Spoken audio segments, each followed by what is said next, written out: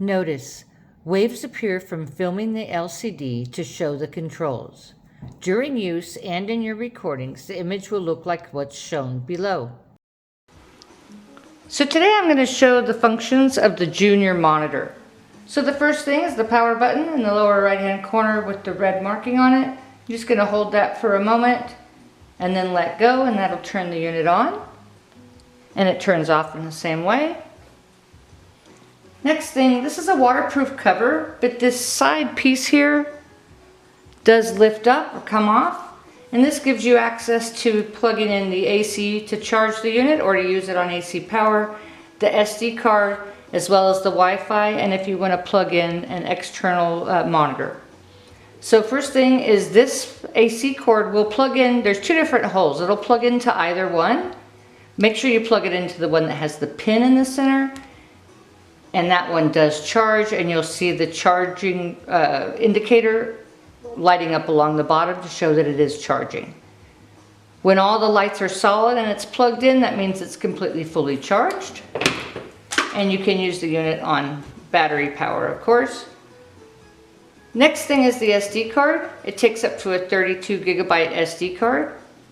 Make sure the pins are facing the unit and then just slide it in until it locks into place. Keep in mind that these SD cards do have a lock. If it's in the locked position, it will not allow you to write anything to the SD card. It has to be in the unlocked position. There is a little word there that says if it's locked or not. So just keep that in mind. Also keep in mind if you're going to reattach this rubber piece that it does have a cutout for the SD card. But if it does catch it and unplug it, and then you try to record something, it'll tell you that there's no card. So just be mindful that it's inserted all the way. Next, this orange slide switch is to control and turn on the Wi-Fi. So in the up position, it's off. When you slide it down, it turns that blue light on. That means it's transmitting, and now you can mirror your phone or tablet to this monitor if you're not able to have the monitor handy. It does cause a drain on the battery, so we suggest you keep it in the off position when it's not in use.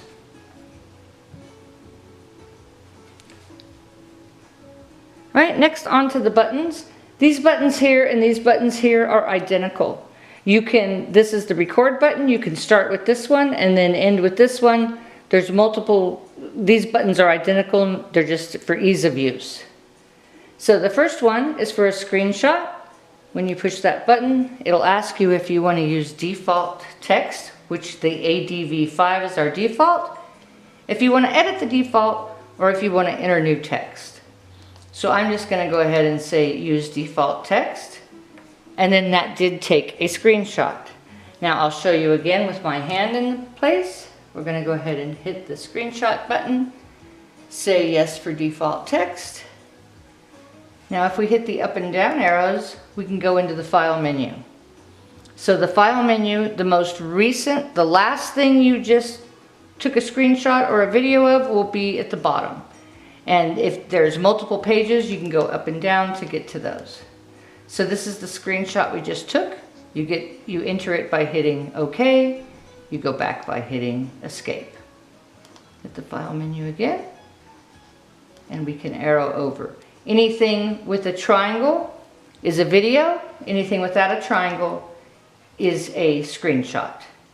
And to watch a video, I have one saved here. Whoop. You go ahead and hit OK. And that brings the video up. But to actually watch the video, you have to hit the record button again. Pardon me. And now you'll get a green play button instead. You can go backwards, or you can go forwards.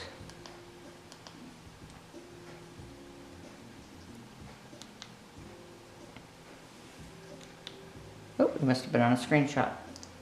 And escape to go back out. And now we're back on the camera live. Next, I'll show the menu functions. Next, we're going to go over the buttons on the right side. So the top buttons, this is the light brightness of the LEDs on the camera. So this would have no lights, which you can tell when my hand surrounds it. And then if we just put just a little bit of light, it doesn't take much to illuminate the pipe. Right? The next one is the zoom in and out. You can zoom in, and you can zoom out. When it goes back to 1, that's just on regular, no zoom at all. Then this, as I discussed, this is our, if we have files, if we've recorded or taken a screenshot. Let's go ahead and take a couple of those just so we have something on there. Alright, so now when we go into our file menu, let's show you something first. We have a couple of files now since I took those 2 screenshots. We're going to go ahead and escape out of there. When I go into the file menu, the first thing that comes up is delete all. If we go into that and we arrow over to yes, that just deleted everything on the SD card. So keep in mind when you hit delete all, you're deleting everything on the SD card. We'll go back into the menu now. The next will be video output. It won't allow me to go into that now. That's if we're going to connect an external monitor so we can view it on another screen.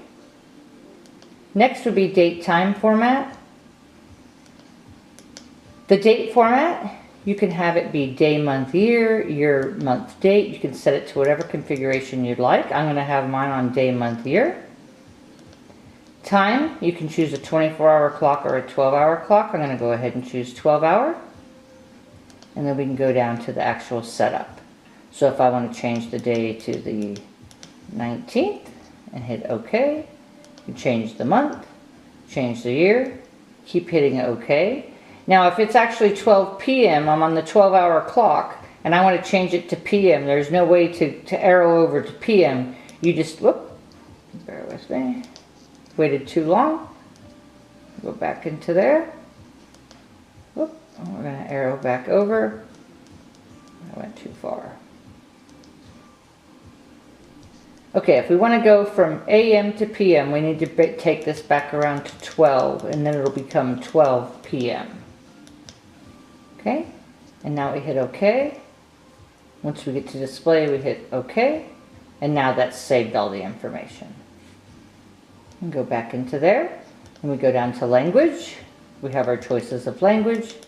Put it on the selected language and hit OK. Next, video format. The unit should stay on NTSC. That's the type of camera it is. Next, we have auto power off. It's set to disable by default, but if you're going to be away from your camera for a while, this is a battery saver, and if you forget to turn it off or whatnot, you could set this anywhere from 5 to 30 minutes, and with no activity, it'll automatically shut itself off to conserve the battery. Next, we have the locator. Go into locator. This unit has a 512 Hertz transmitter. If you have a locator, you can locate the camera head. The sonde is at the very tip of the camera, or I'm sorry, the very tip of the spring. So let's go ahead and turn the locator on. Having the locator on does also use battery, so if you're not using it, you should leave it in the off position. But we're going to go ahead and turn it on, and then just hit escape. And this yellow icon here means it's transmitting, and now the sonde is transmitting, so it can be picked up with the locator. Right? We're going to go ahead and turn that back off. And then our next choice is length of measure. This is for the counter. So right now our camera is back in the reel, but you could reset. You could actually pull this out, let's say 5 feet, and then hit reset and it would go back to 0. So if you need to measure something, some people use that for those reasons. So reset would reset it back to 0, and remember, it doesn't matter where the reel is. If you have 5 feet pulled out and you put it back to 0, it's going to say it's 0, and when you put the reel back in, it's going to be -5 feet. Next thing, for the unit, you can choose if you want your footage counter in feet, meters, inches, or centimeters. We generally have it on feet. And our next is disable, enable. So, if it's disabled and you want to have the counter on the screen, you need to go to enable. And now you can see here our footage counter is now. And if we go back to disable, whoop, I guess I didn't disable it.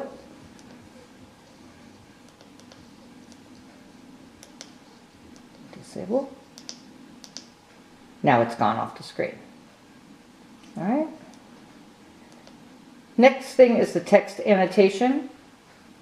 So right now I have ADV5 is the company. You can change this to anything you want. You can have it always have your company name. You can have each customer that you're going to have their name on each recording. It's up to you. But you can either, we can edit the text. So we're going to go ahead and go into that. And to move through the screen, to down, go up and down, you use these. And to go side to side, you use the plus and minus. So we're going to go ahead and add an E. And then we're just going to arrow over to save. And that'll save it. All right. And then we can also change the text color. We have a choice of white, green, or yellow. We had it on white. I'm going to go ahead and change it to yellow. And that doesn't necessarily mean this. It's the color of the writing on the screen. So, like on the recording. So I'll show you like with the length measurement. We'll go ahead and re-enable that again.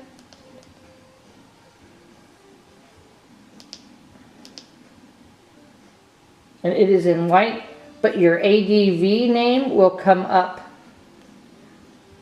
We're going to say use default text. And you can see the name came out in yellow. That's where it puts the color. So it doesn't change the color of the footage or any of the time or date. It just changes the company name basically, or whatever you put on the text. That's what you can change from white to green or yellow. Next is the microphone. You can enable or disable the microphone. So if this unit will pick you up if you are scoping. So if you don't want people to overhear what you're saying, then you should have the microphone off. If you want to narrate, and then it should be on. Whoop. And that's it. That's all the functions for now. Thank you for watching.